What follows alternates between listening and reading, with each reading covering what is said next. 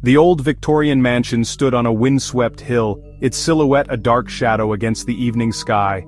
The house, with its intricate woodwork and towering spires, once a symbol of grandeur, now lay in ruins.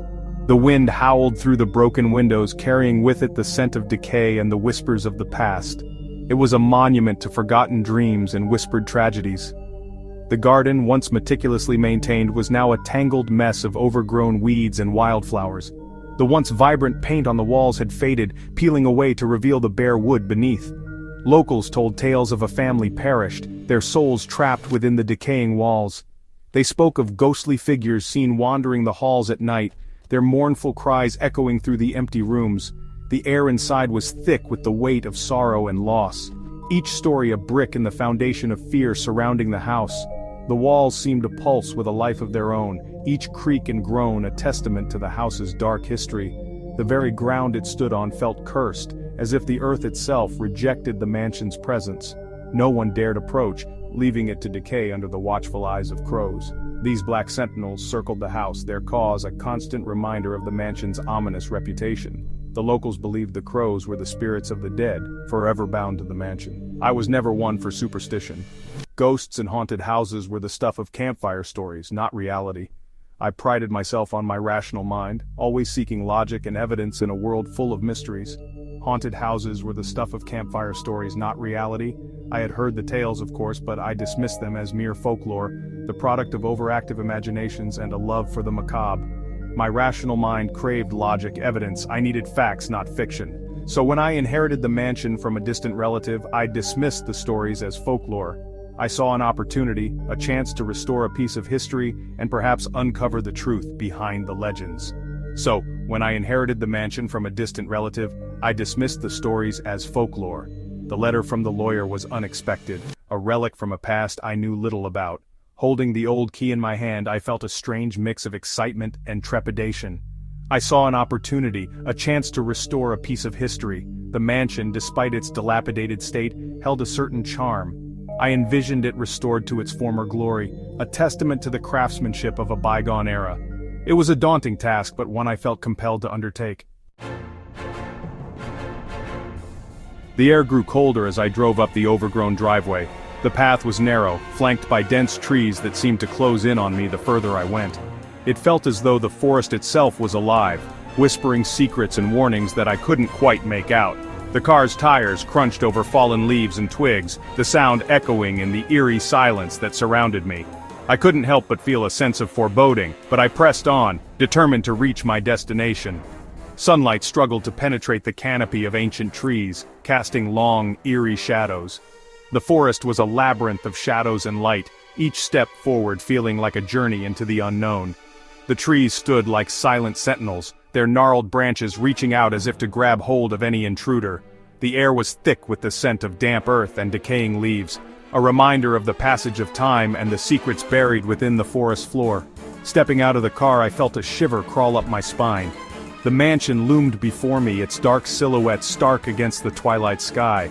It was an imposing structure with ivy-covered walls and windows that seemed to stare back at me like empty eyes. The stories I had heard about this place echoed in my mind, tales of hauntings and unexplained phenomena. But I was here to dismiss those stories, to prove that there was nothing to fear. I shook it off, attributing it to the crisp, autumn air.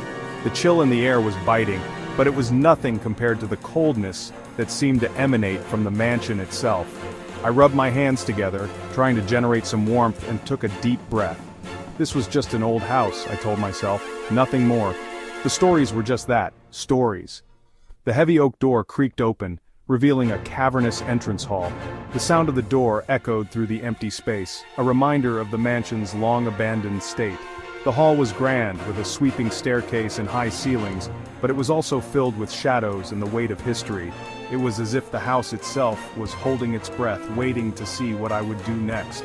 Dust motes danced in the faint rays of sunlight filtering through grimy windows. The light was weak, barely enough to illuminate the vast space. It gave the hall an otherworldly quality, as if I had stepped into a different time. The dust was thick, a testament to the years of neglect, and it swirled around me as I moved further into the house. The air hung heavy, thick with the scent of decay and something else, something indefinable. It was a smell that spoke of age and abandonment, but also of secrets long buried. The walls were lined with old portraits, their eyes following me as I walked past. The floorboards creaked under my weight, each step a reminder of the mansion's fragile state. I took a deep breath, steeling myself. This was my house now, and I was determined to make it my own. The stories and the fear they inspired had no place here. I was here to create new memories, to fill the house with life once more. I wouldn't let the past dictate my future. This was my house now. I wouldn't let the whispers of the past scare me away. The mansion had stood empty for too long, and it was time for it to be filled with light and laughter again. I was ready to face whatever challenges lay ahead, to uncover the truth behind the stories and to lay them to rest once and for all. I wouldn't let stories scare me away. With a final look at the imposing structure, I stepped inside, ready to begin this new chapter of my life. The mansion was no longer a place of fear and mystery, it was my home, and I was determined to make it a place of warmth and happiness. Nightfall brought an unsettling symphony of creaks and groans. The wind howled outside, rattling the windows like skeletal fingers. Lying in the darkness, I listened to the house settle around me, each sound amplified in the silence. A sudden cold spot settled over me, chilling me to the bone. The temperature plummeted, my breath misting in the air. I pulled the blankets tighter, my heart pounding in my chest. Something wasn't right. This was more than just an old house finding its voice. This felt different, sinister. Days turned into weeks, each one bringing new and unsettling events. Objects moved on their own, doors slammed shut without reason. Whispers seemed to emanate from the walls, too faint to decipher, yet heavy with malice. I tried to rationalize each occurrence, desperately clinging to my skepticism. But the fear was a steady undercurrent, eroding my resolve. I couldn't shake the feeling of being watched, hunted.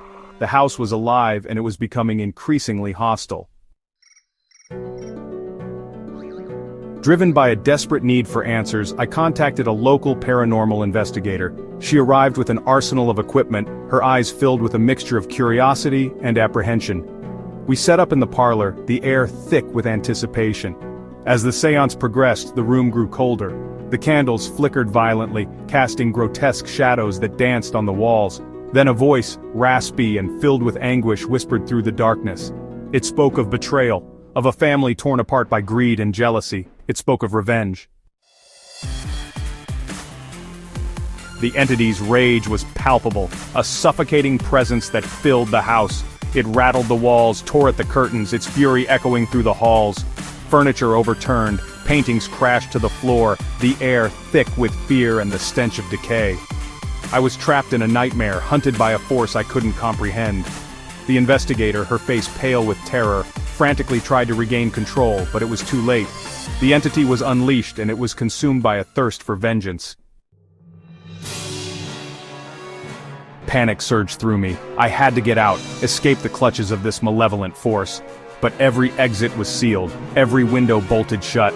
The house had become my prison, a cage where I was at the mercy of the vengeful spirit. I raced from room to room, each one colder, darker than the last. The air crackled with energy, the scent of ozone stinging my nostrils. The entity was toying with me, herding me towards my inevitable fate. As I stumbled through the darkened halls, I stumbled upon a hidden room. Inside, amidst cobwebs and dust-covered furniture, I found a diary. The brittle pages told a heart-wrenching tale of love, betrayal, and ultimately, murder. The family that had perished within these walls were not victims of some random tragedy. They were victims of their own desires, their love twisted into a web of deceit and violence. The entity, the vengeful spirit, was not a monster, but a heartbroken woman seeking retribution for her shattered life. I escaped the house that night, my heart pounding in my chest, my breath coming in ragged gasps. The darkness seemed to close in around me, the shadows whispering secrets of the past. I could feel the weight of the mansion's history pressing down on me, a suffocating blanket of dread that threatened to pull me back into its depths. But the experience left an indelible mark on my soul. Every creak of the floorboards, every gust of wind through the broken windows, seemed to echo with the cries of those who had suffered within those walls. The memories of that night are etched into my mind, a constant reminder of the darkness that lurks just beyond the edge of our understanding. The fear may have subsided, replaced by a profound sadness for the souls trapped within those walls. I often find myself wondering about their stories, the lives they led before the darkness took hold. Were they happy once? Did they laugh and love, only to have it all torn away by the malevolent force that now resides in that mansion? I left the mansion standing, a silent testament to the darkness that can fester in the human heart. Even now, years later, I can't escape the feeling that I left something behind. A part of me remains tethered to that house, forever haunted by the chilling memory of the heartfelt story that unfolded within its walls. The experience taught me that some stories are best left untold, some doors best left unopened. For some horrors, once unleashed, can never be contained. The mansion stands as a grim reminder of this truth, its decaying walls holding secrets that are better left buried. As I walk through life, I carry the weight of that night with me. It has shaped who I am, a constant shadow that lingers at the edge of my consciousness. I have learned to live with it, to accept that some things cannot be changed, no matter how much we wish otherwise. I can't escape the feeling that I left something behind. A part of me remains tethered to that house, forever haunted by the chilling memory of the heartfelt story that unfolded within its walls. The mansion, with its dark history and tragic past, is a part of me now, a constant reminder of the fragility of the human spirit. A part of me remains tethered to that house, forever haunted by the chilling memory of the heartfelt story that unfolded within its walls. The experience taught me that some stories are best left untold, some doors best left unopened. For some horrors, once unleashed, can never be contained. The mansion stands as a grim reminder of this truth, its decaying walls holding secrets that are better left buried. As I walk through life, I carry the weight of that night with me. It has shaped who I am, a constant shadow that lingers at the edge of my consciousness. I have learned to live with it, to accept that some things cannot be changed, no matter how much we wish otherwise. The mansion, with its dark history and tragic past, is a part of me now, a constant reminder of the fragility of the human spirit. The experience taught me that some stories are best left untold, some doors best left unopened. For some horrors, once unleashed, can never be contained. For some horrors, once unleashed, can never be contained. The mansion stands as a grim reminder of this truth, its decaying walls holding secrets that are better left buried.